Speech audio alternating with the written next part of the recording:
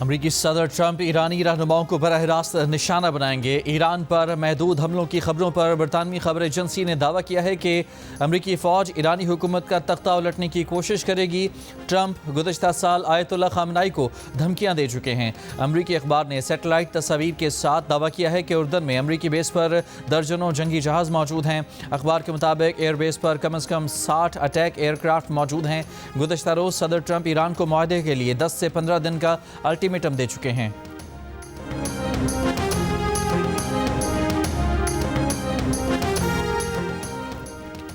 ایرانی وزیر خارجہ عباس عراقچی کا کہنا ہے کہ سفارتکاری اور جنگ دونوں کے لیے تیار ہیں۔ آئندہ 2 سے 3 روز میں ممکنہ جوہری معاہدے کا ابتدائی مسودہ تیار کر لیں گے۔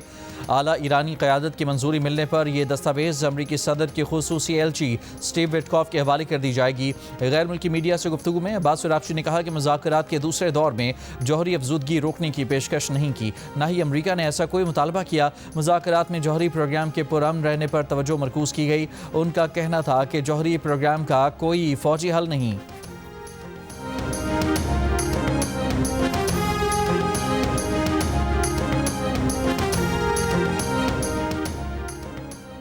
پاکستان میں غیر قانونی طور پر مقیم افغان شہریوں کی اسکریننگ، رہائشی کارڈ اور شناختی دستاویزات کی جانچ مرحلہ وار جاری۔ اسلام آباد، راولپنڈی ریجن، ضلع اٹک، ضلع چکوال، مری اور ضلع جہلم میں غیر قانونی طور پر مقیم 31 افغان گرفتار کیے گئے۔ سیکیورٹی حکام کے مطابق کارروائیوں میں police, lady police, elite police sections نے حصہ لیا۔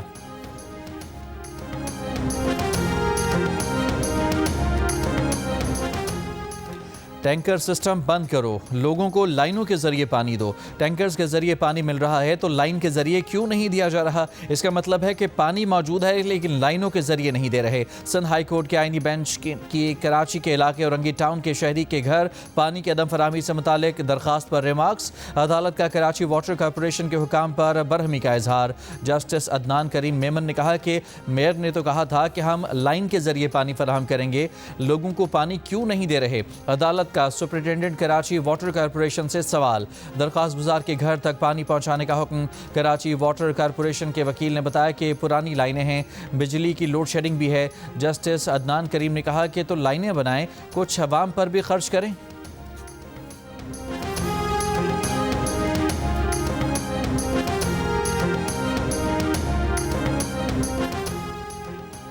سپریم کورٹ کی طرف سے امریکہ کے صدر ڈونلڈ ٹرمپ کے مختلف ممالک پر لگائے گئے اضافی ٹیرف کو غیر قانونی قرار دیے جانے کے بعد امریکہ نے تمام ممالک پر فوری طور پر 10% ٹیرف لگا دیا۔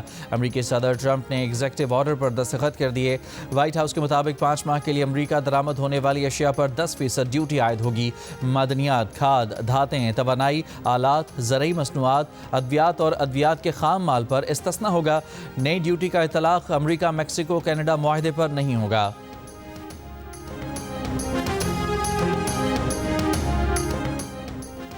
امریکی صدر ٹرمپ نے سپریم کورٹ کا فیصلہ مایوس کن قرار دیتے ہوئے کہا ہے کہ عدالت کے چند مخصوص ممبران پر شرمندگی ہو رہی ہے۔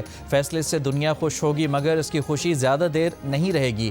ٹیرف سے ملنے والے منافع میں مزید اضافہ ہوگا۔ ٹیرف سے حاصل رقم واپسی کے سوال پر ٹرمپ نے کہا کہ اس پر ابھی قانونی جنگ لڑنا ہوگی۔ عدالت غیر ملکی مفادات کے زیر اثر آ گئی ہے۔ ٹیرف لگانے کے لیے کانگریس سے پوچھنے کی ضرورت نہیں۔ سیکشن 301 کے تحت تمام قومی سلامتی ٹیرف برقرار رہیں گے۔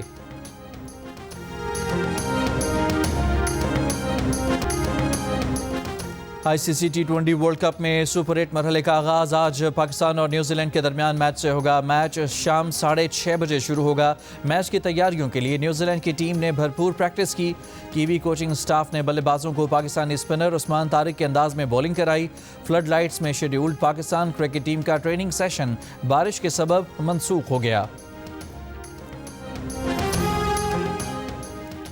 Head coach Pakistan cricket team Mike Hesson نے کہا ہے کہ گرین شرٹ پہن کر نیوزی لینڈ کے خلاف حکمت عملی بنانے کا سوچا نہیں تھا۔ اپنے ملک کے خلاف دوسرے ملک کے لیے وفادار ہونا ایک نیا تجربہ ہوگا۔ 7 سال نیوزی لینڈ کی کوچنگ کے بعد اب وہ اس چیلنج کے لیے تیار ہیں۔ وہ آج بھی دل سے نیوزی لینڈر ہیں۔ اس وقت یہ دل پوری طرح پاکستان کے ساتھ ہے۔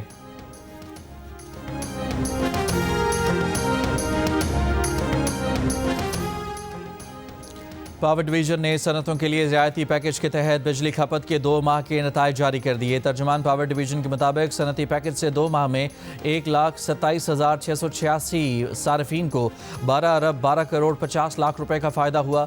وفاقی حکومت نے اضافی بجلی استعمال پر صنعتی شعبے کے لیے 3 نومبر 2025 سے اکتوبر 2028 تک 3 سالہ سستے پیکج کا اعلان کیا تھا۔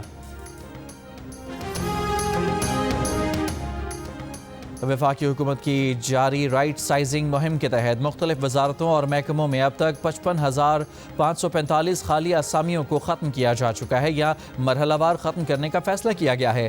ایڈیٹر انویسٹیگیشن جنگ اور ڈی نیوز انصار عباسی کی رپورٹ میں کہا گیا ہے کہ سرکاری ذرائع کے مطابق ساختی اصلاحات کے تحت اب تک 44,286 خالی اسامیوں کو مکمل طور پر ختم کر دیا گیا ہے۔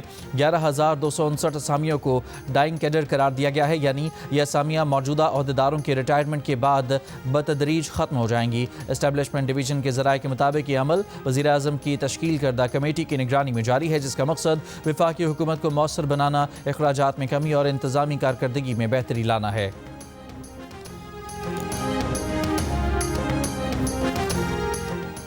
اسلام آباد، اٹک اور سوابی میں زلزلے کے جھٹکے۔ زلزلہ پیما مرکز کے مطابق زلزلے کی شدت 4.4 ریکارڈ، گہرائی 14 کلومیٹر تھی۔ زلزلے کا مرکز اٹک کے علاقے برہان سے 11 کلومیٹر شمال مشرق میں تھا۔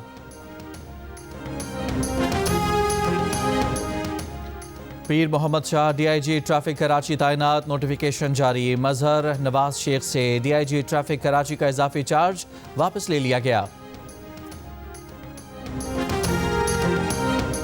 لاہور کے علاقے لٹن روڈ پر ڈاکوؤں کے ریسٹورنٹ میں لوٹ مار کی سی سی ٹی وی ویڈیو منظر عام پر آ گئی۔ 3 نقاب پوش ڈاکوؤں نے ریسٹورنٹ میں گن پوائنٹ پر شہریوں اور عملے سے موبائل فون اور نقدی لوٹ لی۔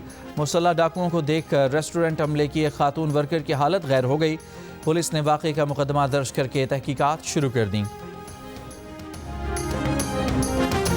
نیو کراچی کا سرکاری اسکول صوبائی حکومت کی توجہ کا طلبگار۔ سیوریج کا گندا پانی کلاس رومز میں آنے سے بچے پریشان، پڑھائی اسی حالت میں جاری رکھنے پر مجبور۔ جیو نیوز کے نمائندے کا بھی اسکول کا دورہ۔ اسکول میں نہ ڈیسکیں ہیں نہ پنکھے، عمارت کی حالت بھی خراب ہے۔ ٹوٹی اور کمزور چھتوں سے حادثے کا بھی خطرہ ہے۔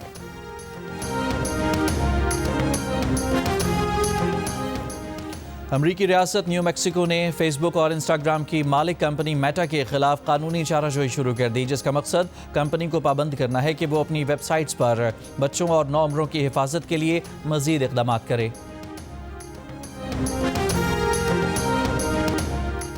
دبئی میں بچے کو سڑک پر موٹر بائیک چلانے پر 50,000 درہم جرمانہ، یعنی تقریباً 38 لاکھ روپے کا جرمانہ۔ پولیس نے الیکٹرک بائیک ضبط کر لی۔ پاکستان میں امریکی ناظم الامور نیٹلی بیکر کی رمضان المبارک پر مبارکباد، کہا انہیں امریکہ اور پاکستان کے درمیان مضبوط تعلقات پر خوشی ہے۔